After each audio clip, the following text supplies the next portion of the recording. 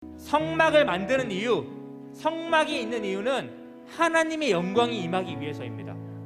그런데 예수님이 오시고 나니까 이제 예수님을 통해서 하나님의 영광이 임하시는 거예요. 예수님이 모든 성전을 허물고 이제 그분이 직접 성전이 되어 주셨습니다.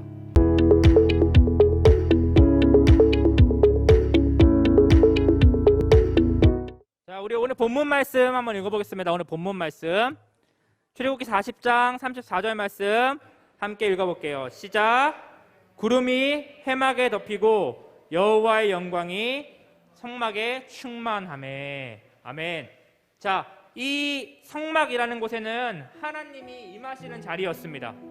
하나님이 임하시는 자리였는데 그 성막이 지금은 광야 40년 생활을 하면서 하나님이 임하셨던 장소예요.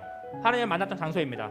그런데 그 성막이 이제 솔로몬 시대가 되고 이스라엘이 안정화가 되었을 때는 성전으로 바뀌게 됩니다. 여러분 들어보셨죠? 솔로몬 성전이라고. 성전이 이제 성막이 성전으로 연결되는 거예요. 그런데 그 성전이 이제는 예수님으로 연결됩니다. 요한복음 2장 19절 말씀 한번 읽어볼게요. 시작. 예수께서 대답하여 이르시되 너희가 이 성전을 헐라 내가 사흘 동안에 일으키리라. 성막을 만드는 이유, 성막이 있는 이유는 하나님의 영광이 임하기 위해서입니다. 그런데 예수님이 오시고 나니까 이제 예수님을 통해서 하나님의 영광이 임하시는 거예요. 예수님이 모든 성전을 허물고 이제 그분이 직접 성전이 되어 주셨습니다. 십자가의 죽으심으로 우리의 성전을 이루어 주셨죠.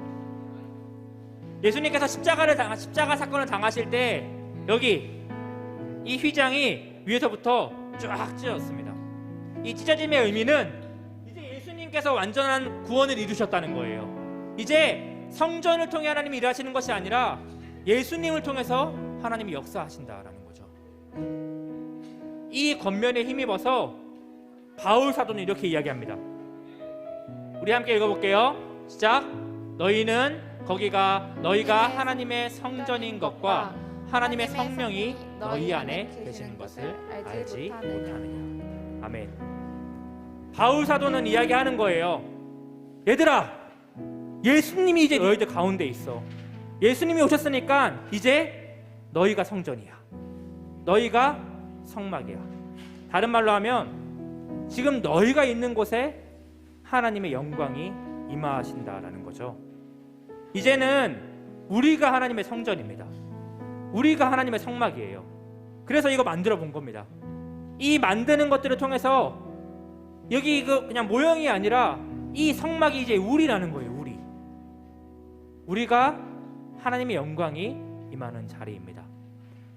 우리 어저께 제자훈련 수료책 가운데서 예원이가 간증을 했는데요. 그 간증의 내용의 마지막에 이런 말이 있습니다. 내가 이제 세상의 교회가 되고 싶습니다. 이런 결단이 있습니다. 우리가 세상에 성막이 뭔지 보여주는 사람들이라는 거죠. 여러분이 바로 성전입니다.